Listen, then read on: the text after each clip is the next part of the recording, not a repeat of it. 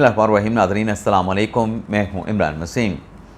नाज़रीन, बज़ाहिर जो डेवलपमेंट सामने आ रही हैं पाकिस्तान के पॉलिटिकल कैनवस पे, पाकिस्तान के जुडिशल कैनवस पे, बज़ाहिर ऐसा लग रहा है कि आइंदा आने वाले दिनों में बड़ी तब्दीलियाँ आने जा रही हैं, जिसमें बानी तहरीक इंसाफ इमरान खान की रिहाई का मामला भी शामिल है, जिसमें मुजवज़ा 27वीं आईनी तरमीम भी शामिल है। अब वो पॉलिटिकल कैनवस पे क्या बड़ी तब्दीलियां होने जा रही हैं, एक तो इस बड़ी ख़बर की डिटेल, ये दो ख़बरें हैं जिसकी तफसीलात आपके साथ हम शेयर करेंगे। इसके अलावा इस्लामाबाद हाई कोर्ट के जजेस में जो इख्तलाफात का मामला है उससे मुतल्लिक़ भी कुछ अहम डिटेल्स हैं जिसकी तफसीलात वीडियो लॉग में आपके साथ हम शेयर करने जा रहे हैं।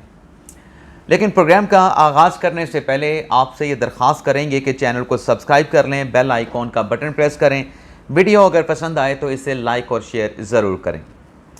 सबसे पहले नाज़रीन बात कर लेते हैं पॉलिटिकल कैनवस की। पाकिस्तान तहरीक इंसाफ पाकिस्तान की बड़ी सियासी जमातों में से एक पॉलिटिकल पार्टी, लेकिन उसके जो सरबराह हैं इमरान खान, वो मुख्तलिफ़ केसेस में कन्विक्टेड हैं, अडयाला जेल में कैद हैं और पाकिस्तान तहरीक इंसाफ के वोटर सपोर्टर इस बात पे फ़ख्र करते हैं कि कैदी नंबर 804 हमारा बानी, हमारा वज़ीर आज़म इमरान खान। अब पूरी पाकिस्तान तहरीक इंसाफ की, पाकिस्तान की बात हो रही है और इमरान खान साहब की लीगल टीम की, और जो पीटीआई का इंटरनेशनल चैप्टर है बिलखसूस यूके और यूएसए का, वो इन कोशिशों में दिन रात मसरूफ़ है कि बानी तहरीक इंसाफ इमरान खान की रिहाई जितनी जल्द मुमकिन हो सके खान साहब को अडयाला जेल से बाहर लेके आएँ, क्योंकि तहरीक इंसाफ में ये सोच पाई जाती है और इस यकीन के साथ ये सोच पाई जाती है कि हमारे जो इंटरनल पार्टी के इख्तलाफात मौजूद हैं, जब बानी तहरीक इंसाफ जेल से बाहर आएंगे तो हमारी सियासत भी चलेगी और पार्टी के इख्तलाफात भी ख़त्म हो जाएंगे, धड़ेबंदी भी ख़त्म हो जाएगी, इख्तलाफात भी ख़त्म हो जाएंगे, इंतशार भी ख़त्म हो जाएगा। अब बानी तहरीक इंसाफ की जो लीडिंग कौंसल हैं, ख़ास तौर पे वो केसेस जिसमें खान साहब को कन्विक्शन हो चुकी है, वैसे तो सलमान अकरम राजा भी इमरान खान के वकील हैं, फैसल चौधरी भी हैं, अली ज़फ़र साहब भी हैं, चौधरी ज़हरी अब्बास भी हैं, लेकिन लीडिंग कौंसल जिसमें बानी तहरीक इंसाफ इमरान खान को सज़ाएँ हो चुकी हैं वो सलमान सफदर साहब हैं। अब सलमान सफदर साहब ने एक पटिशन इस्लामाबाद हाई कोर्ट में फ़ाइल की थी कि खान साहब के और बुशरा बीबी साहबा के जो केसेस हैं जिसमें कन्विक्शन हो चुकी है, बशमूल 190 मिलियन पाउंड का वो मुकदमा जिसमें खान साहब को 14 साल की सज़ा हुई, बुशरा बीबी साहबा को 7 साल की सज़ा हुई। अभी कल जो केस लगा इस्लामाबाद हाई कोर्ट में, इमरान खान साहब के वकील सलमान सफदर साहब ने यही शिकायत के यही अंबार लगाया कि हमारी अपीलें नहीं लग रही। तो इस पर नाज़रीन अदालत ने उनको कहा तो है कि आपकी अपीलें लग जाएंगी, लेकिन उसमें एक ऑर्डर इस्लामाबाद हाई कोर्ट का ये भी था कि ये जो इस किस्म की कन्विक्शंस अपीलें हैं, उन अपीलों को जल्द समाअत के लिए मुकर्रर करने की पॉलिसी क्या है। अब पॉलिसी नाज़रीन कहाँ से आती है? पॉलिसी जो प्रवेल करती है वो national judicial making committee, national policy making committee ये पॉलिसी देती है तमाम हाई कोर्ट्स को, और इस कमेटी का सरबराह होता है चीफ जस्टिस ऑफ पाकिस्तान। अब इस कमेटी की तरफ से जो हाई कोर्ट को ऐसे केसेस जिसमें मुल्ज़मान को, चाहे वो फौजदारी केसेस हैं, सज़ाए मौत के केसेस हैं, लाइफ इम्प्रिजनमेंट के केसेस हैं, 7 साल से ज़्यादा के केसेस हैं या 7 साल तक सज़ा के केसेस हैं, उस पर national judicial policy making committee का नाज़रीन एक इजलास हुआ था, और वो इजलास हुआ था 9/12/2022, और उस 9/12/2022 यानी दिसंबर की 9 तारीख को 2022 में जब उस वक्त के चीफ जस्टिस उमरता बंदयाल साहब, उनकी तरफ से फिक्सेशन की जिसमें मुल्ज़मान को सज़ाएँ हो जाती हैं, एक पॉलिसी दी गई थी 6 फरवरी 2023 को। उस वक्त भी उमरता बंदयाल साहब चीफ जस्टिस से, काजी फैसल साहब नहीं थे। अब उसमें नाजरीन नेशनल जुडिशल पॉलिसी साज कमेटी के इजलास में हाई कोर्ट के चीफ जस्टिस साहबान भी होते हैं, सीनियर जजेस भी होते हैं, हाई कोर्ट्स के सीनियर वकला भी होते हैं, सुप्रीम कोर्ट के जजेस भी होते हैं, लॉ कमीशन के मुतलका लोग भी होते हैं, लॉ मिनिस्ट्री के भी होते हैं। अब उसमें ये डायरेक्शन जारी कर दी गई कि ये जो कन्विक्शन वाले केसेस हैं इनको आपने 2 माह के अंदर, जो पुराने केसेस हैं उससे आपने आगाज़ करना है और आपने इन केसेस को डिसाइड करना है। मैं आपको बता देता हूं कि उस रिपोर्ट में क्या कहा गया था। उसमें यह कहा गया था कि ऐसे केसेस जिसमें 2 साल की कन्विक्शन हो चुकी हैं उनको आप जो है वो फौरी तौर पे लगाएं, फौरी तौर पे जिनमें 2 साल की सज़ा है। और फिर ये कहा गया कि जिनमें 5 साल की मुल्ज़मान को सज़ाएँ हैं उनको आपने 2 माह के अंदर लगाना है और उसके लिए आप स्पेशल बेंचेस आपने बनाने हैं। अब इमरान खान के केस में जो रिपोर्ट्स इस्लामाबाद हाई कोर्ट के रजिस्ट्रार से मांगी गई, इस्लामाबाद हाई कोर्ट के रजिस्ट्रार के मुताबिक इस्लामाबाद हाई कोर्ट में जो पुरानी अपीलें मौजूद हैं जिसमें मुल्ज़मान को 7 साल तक या 7 साल से ज़्यादा या उम्र कैद या फिर जिसमें डेथ सेंटेंस हो चुकी हैं वो 2017 के केसेस लग रहे हैं। और इस्लामाबाद हाई कोर्ट के रजिस्ट्रार की इस रिपोर्ट में ये बताया गया है कि जो इमरान खान साहब की जो अपील है वो तो अभी 31/1/2025 को फाइल हुई है। हमारे पास तो 2017 की अपीलें पड़ी हैं, तो इमरान खान साहब के केसेस की जो बारी है वो 2025 में नहीं आ सकती। इमरान खान साहब की जो अपीलें हैं वो 2025 के बाद समाअत के लिए मुकर्रर हो सकती है। मैं आपको बता देता हूँ एग्जैक्टली लिखा गया है, so far it is fixation for the regular hearing in the concern considering the direction of the national NJPMC यानी national judicial policy making committee reproduced para 4 is not in the site during the calendar year 2025। ये इमरान खान साहब की appeal की बात हो रही है कि 2025 में उनकी अपील नहीं लग सकती। तो ये अब एक सुप्रीम कोर्ट की चीफ जस्टिस की सरबराही में national judicial policy making committee के उस फैसले की रोशनी में खान साहब का मुकदमा लगता वो नज़र नहीं आ रहा। पहले आउट ऑफ टर्न खान साहब के केसेस टेकअप किए जा रहे थे जब आमिर फ़ारूक साहब थे।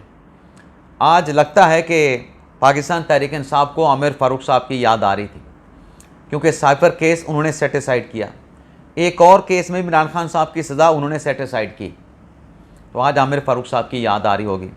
और बंदयाल साहब की भी याद आ रही होगी, जिनकी पॉलिसी आज खान साहब की अपीलों की अर्ली फिक्सेशन की राह में रुकावट बनी है, उनकी दी हुई पॉलिसी। अब नाज़रीन आ जाते हैं 27वीं तरमीम की बात करते हैं। 27वीं तरमीम नाज़रीन जो जुड़ी है वो जुड़ी है मखसूस नशिस्तों के मुकदमे के साथ। अब जब मखसूस नशिस्तों का मुकदमा सुप्रीम कोर्ट में चल रहा था, उस मुकदमे की फिक्सेशन से पहले ये बात हो रही थी कि सुप्रीम कोर्ट के जजेस की मुद्दत मयात में 3 साल की तोसी होने जा रही है। लेकिन फिर अचानक से, क्योंकि हुकूमत के पास उस वक्त मेजॉरिटी मौजूद थी, मखसूस नशिस्तों का 12 जुलाई का फ़ैसला आने से पहले उस 12 जुलाई के फ़ैसले ने हुकूमत की मेजॉरिटी को, 2/3 अक्सरियत को जो है वो सिंपल मेजॉरिटी में तब्दील कर दिया,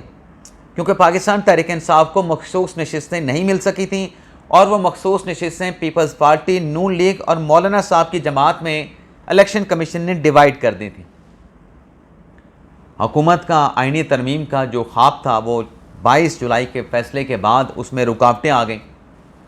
हुकूमत की जब सिंपल मेजॉरिटी हुई तो फिर 26वीं तरमीम लाने के लिए हुकूमत को मौलाना फजल रहमान साहब के साथ निगोशिएशन करना पड़ी। और पहला प्लान तो हुकूमत का था कि हम कॉन्स्टिट्यूशनल कोर्ट बनाएंगे, लेकिन जब मौलाना फजल रहमान के साथ इंगेज करना पड़ा, 2/3 अक्सरियत सिंपल मेजॉरिटी में तब्दील हो गई, तो फिर मौलाना साहब की राय के मुताबिक, जिसमें PTI का इनपुट भी शामिल था, तो कॉन्स्टिट्यूशनल कोर्ट को कॉन्स्टिट्यूशनल बेंच के साथ बदल दिया गया।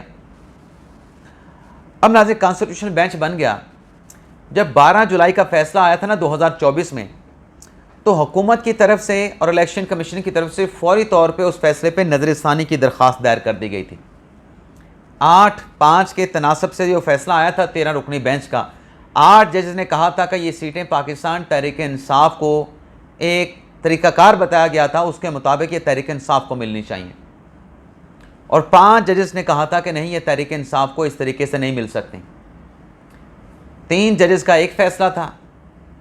2 जजेस का, जमाल मंदुखेल साहब का, काजी फैसल साहब का, अमीनुद्दीन खान साहब का, नईम अख्तर अफगान साहब का अलग फ़ैसला था, या फरीद साहब का अपना फ़ैसला था, मंसूर अली शाह साहब का, मुनीब अख्तर साहब का, अतर मिनल्ला साहब का, आयशा मलिक साहबा का, मोहम्मद अली मदद साहब का, हसन नज़र रज़ीज़ी साहब का, जैसे शाहिद वहीद साहब का, और इसमें एक और जज भी थे इरफान सादिक खान साहब, उनका PTI के हक़ में फ़ैसला था। अब नाज़रीन ये अपीलें जो कि पेंडिंग पड़ी थी, जो कि जुलाई 2024 में समाअत के लिए लगाने के लिए एक प्रैक्टिस एंड प्रोसीजर कमेटी का काजी फैसल साहब ने इजलास बुलाया था, लेकिन उस इजलास में कानून की प्रोविज़न मौजूद होने के बावजूद कानून से हट के ये फ़ैसला मेजॉरिटी के साथ प्रैक्टिस प्रोसीजर कमेटी के 2 जज साहबान ने, मंसूर अली शाह साहब ने, मुनीब अख्तर साहब ने किया कि जो मौसम गर्मा की जो छुट्टियाँ हैं उसके बाद इन अपीलों को लगाएंगे। अब मौसम गर्मा की छुट्टियां जाके ख़त्म हुई कोई सितंबर के पहले दूसरे हफ्ते में, उस वक्त जो है वो फिर वो 26वीं आईनी तरमीम वाली चीज़ें ट्रैक पे आ चुकी थी। 26वीं आईनी तरमीम मंजूर हो गई, तो 26वीं आईनी तरमीम मंजूर होने के बाद मखसूस नशिस्तों के 12 जुलाई के फ़ैसले के ख़िलाफ़ जो नज़र सानी की दरख्वास्तें थीं वो फ़िक्स नहीं हो सकें, आज तक फ़िक्स नहीं हो सकें। लेकिन अब नाज़रीन डेवलपमेंट ज़रूर हुई है कि 6 मई को जो कॉन्स्टिट्यूशनल बेंचेस की आईनी कमेटी है, जिसमें अमीनुद्दीन खान साहब हैं, जिसमें मोहम्मद अली मदर साहब हैं, जिसमें जमाल मंदुखेल साहब हैं, उनकी तरफ से ये अपीलें इलेक्शन कमीशन की भी, हुकूमत की भी, पीपल्स पार्टी की भी 6 मई को जो है वो समाअत के लिए लगा दी गई हैं। अब इसके लिए नाज़रीन जो 13 रुकनी बेंच बना है, ये बेंच बड़ा दिलचस्प है, क्योंकि आईनी तरमीम के बाद अब पोजीशन कानूनी तौर पे काफ़ी बदल चुकी है। अब इस बेंच में मुनीब अख्तर साहब नहीं हैं, मंसूर शाह साहब नहीं हैं, अत्तर मिनल्ला साहब नहीं हैं, इरफान सादिक खान साहब नहीं हैं, और जैसे शाहिद वहीद साहब नहीं हैं। यानी 8 जजेस जिन्होंने वो मेजॉरिटी वाला फ़ैसला दिया था, उसमें 4 जजेस जो है, क्योंकि वो कॉन्स्टिट्यूशनल बेंच के लिए नामजद नहीं हैं, वो इस नए 13 रुकनी बेंच जो कि 6 मई को मखसूस नशिस्तों की नज़रसानी केस की समाअत करेगा, वो 4 जजेस शामिल नहीं हैं। लेकिन इसमें जस्टिस आयशा मलिक साहबा भी हैं, जस्टिस मोहम्मद अली मज़हर भी हैं, जस्टिस हसन नज़र रिजवी भी हैं, और जस्टिस यानी ये 3 जजेस जो हैं उसके पुराने वाले बेंच के जो है वो शामिल हैं। अब एक जज जो हैं वो कौन से हैं अब वो मेरे जहन में नहीं आ रहा, लेकिन 3 जजेस आयशा मलिक साहबा, हसन रिजवी साहब, मुसर्रत हिलाली साहब, ये इस बेंच में जो है वो शामिल हैं, जो कि पहले वाले बेंच का भी हिस्सा थे।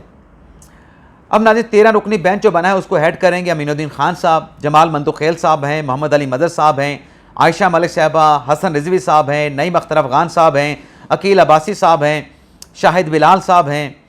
मोहम्मद हाशिम काकड़ साहब हैं, सलाहुद्दीन पमर साहब हैं, आमिर फ़ारूक साहब हैं, अली बाकर नजवी साहब हैं। आप यूँ समझें कि ये इस बेंच में 3 जज वो मेजॉरिटी वाले हैं, और इसके अलावा 1 2 3 4 5 6 7 जजेस नए शामिल हैं, और बाकी यानी 7 और 3 13 हो गए। और 3 जजेस कौन से हैं? अमीनुद्दीन खान साहब हैं, उसमें जमाल खान मंदुखेल साहब हैं, और नईम अख्तर अफ़गान साहब हैं, जो कि अर्लियर जो अक़लीती फ़ैसला था उसमें ये शामिल थे। अब 6 से नाज़रीन इस केस की समाअत होने जा रही है, चूँकि उस केस में बड़ा एक पेक्यूलियर सर्कमस्टांसेस को लेके आर्टिकल 187 के तहत फ़ैसला आया था और सीटें पाकिस्तान तहरीक इंसाफ को मिल गई थी। अब नाज़रीन इस नज़र सानी में 13 रुकनी बेंच अगर वो 12 जुलाई वाला फ़ैसला रिवर्ट कर देता है, वापस ले लेता है और नया फ़ैसला देता है, और उस फैसले के नतीजे में सीटें वो पहले वाली पोजीशन हुकूमत की बहाल हो जाती है, 2/3 अक्सरियत मिल जाती है, तो फिर ये हुकूमत जो है 27वीं आईनी तरमीम करने की पोजीशन में आ जाएगी, क्योंकि आपके पास 2/3 अक्सरियत होगी। क्योंकि वो मखसूस नशिस्तें जो कि पहले इलेक्शन कमीशन ने पीपल्स पार्टी नून लीग को दी थी,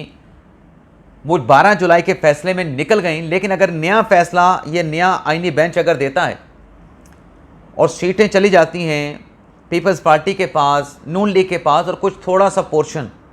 कुछ 2-3 लोग अगर इनको मिल जाते हैं, पाकिस्तान तहरीक इंसाफ को 2-3 से ज़्यादा उनकी सीटें नहीं बनती, तो फिर हुकूमत 27वीं आईनी तरमीम की पोजीशन में होगी। और फिर ये हो सकता है कि कोई ऐसी 27वीं आईनी तरमीम आए जिसमें अदलिया के हवाले से कोई कॉन्स्टिट्यूशनल बेंच बनाना, जजेस की जो रिटायरमेंट एज है कॉन्स्टिट्यूशनल कोर्ट की, कॉन्स्टिट्यूशनल कोर्ट बनने की बात हो रही है, उसकी एज ज़्यादा हो, सुप्रीम कोर्ट अलग से हो जाए, सुप्रीम कोर्ट का जो चीफ जस्टिस हो वो सुप्रीम कोर्ट का चीफ जस्टिस कहलाए, और जो कॉन्स्टिट्यूशनल कोर्ट का चीफ जस्टिस हो वो चीफ जस्टिस ऑफ पाकिस्तान कहलाए। तो ऐसी 27वीं आईनी तरमीम कार्ड पे मौजूद है, टेबल पे मौजूद है तजवीज़, लेकिन उसके लिए आपके पास 2/3 अक्सरियत नहीं थे। लेकिन अगर ये 27वीं आईनी तरमीम से ये चीज़ हो जाती है तो फिर 2/3 अक्सरियत भी हुकूमत के पास आ जाएगी। इसके अलावा नाज़रीन, बाबर सत्तार साहब इस्लामाबाद हाई कोर्ट के जज हैं, उनके इख्तलाफात चल रहे हैं। पहले तो 6 जजेज होते थे आपके सामने जिन्होंने ये इल्ज़ाम लगाया था कि इदारे एजेंसियाँ मुदाखलत करती हैं। फिर ये जजेस के ट्रांसफ़र का जब मामला आया तो ये जज कम हो के 5 हो गए। अरबाब ताहिर साहब ने उसमें शामिल नहीं हुए, मजमूई तौर पे 8 जज थे। 6 एक साइड पे थे और 2 एक साइड पे जिसमें आमिर फ़ारूक साहब थे और मियाँ गुल हसन औरंगज़ेब साहब थे। तो 6 में से जब 5 हो गए तो अरबाब ताहिर साहब भी अलग हो गए। अब उन 5 ने जो सीनियरिटी की दरख्वास्त अदालत में दायर कर रखी है कि जजेस का तबादला ठीक नहीं हुआ, सीनियरिटी की डिटर्मिनेशन दुरुस्त नहीं हुई, हम इनको जजेस नहीं मानते। अब उस पर असद मलिक साहब ने एक तो ख़बर ये दे दी है कि वो 5 भी कम हो के 3 हो चुके हैं, क्योंकि उन 5 में से 2 जो जज हैं वो पहले जो अपना सरफराज डोगर साहब हैं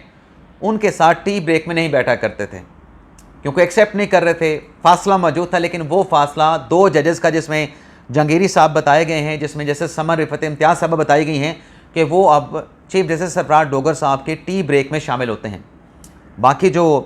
कियानी साहब हैं, बाबर सत्तार साहब हैं या जस्टिस सरदार इजाज़ इसाक साहब हैं, वो अभी तक उनका डिस्टेंस मौजूद है, उनका अपना स्टांस अपनी जगह पे मौजूद है। लेकिन बाबर सत्तार साहब ने जो एक वो कंटेम्प्ट का केस जिसमें डीजी इमिग्रेशन पासपोर्ट को और नैब के डायरेक्टर को कार्रवाई का, उनके खिलाफ कंटेम्प्ट की कार्रवाई का आगाज़ किया गया था, उसमें बाबर सत्तार साहब ने 7 मई को वो फैसला लगाने का हुक्म दिया था, वो केस लगाने का हुक्म दिया था। उस पर नाज़रीन सरफराज डोगर साहब ने अब ये अहकाम जारी किए हैं कि ये जो फ़ैसला दिया है 7 मई को दोबारा लगाने का, ये फ़ैसला नहीं लगता, ये ऐसा लगता है कि जैसे कोई आर्टिकल लिखा गया है और मीडिया की कंजम्पशन के लिए लिखा गया है। तो बज़ाहिर ऐसा लगता है कि बाबर सत्तार साहब के और सरफराज डोगर साहब के जो इख्तलाफात हैं वो शिद्दत अख्तियार कर गए हैं। लेकिन ये इख्तलाफात नाज़रीन कब ख़त्म हो सकते हैं? 19 मई को जो जुडिशल कमीशन का इजलास बुलाया गया है, 3 हाई कोर्ट्स में, 4 हाई कोर्ट्स में मुस्तकिल चीफ जस्टिस लगाने के हवाले से Peshawar high court, Balochistan high court, Sindh high court और इस्लामाबाद हाई कोर्ट, 19 मई को मुस्तकिल चीफ जस्टिस लगाने का अगर फ़ैसला हो जाता है तो फिर ये इख्तलाफात भी शायद जो हैं वो पूरे तो कम ना हों, लेकिन शायद इसमें भी कमी आ जाए। लेकिन इख्तलाफात जो हैं वो इसी वजह से हैं कि सरफराज डोगर साहब वो कैसे चीफ जस्टिस बन गए, वो सीनियर प्यूनी कैसे बन गए। लेकिन अगर सुप्रीम कोर्ट में जजेस के ट्रांसफ़र का और 19 मई के जुडिशल कमीशन के इजलास में फ़ैसला हो जाता है तो बहुत सारी चीज़ें सेटल डाउन हो जाएंगी।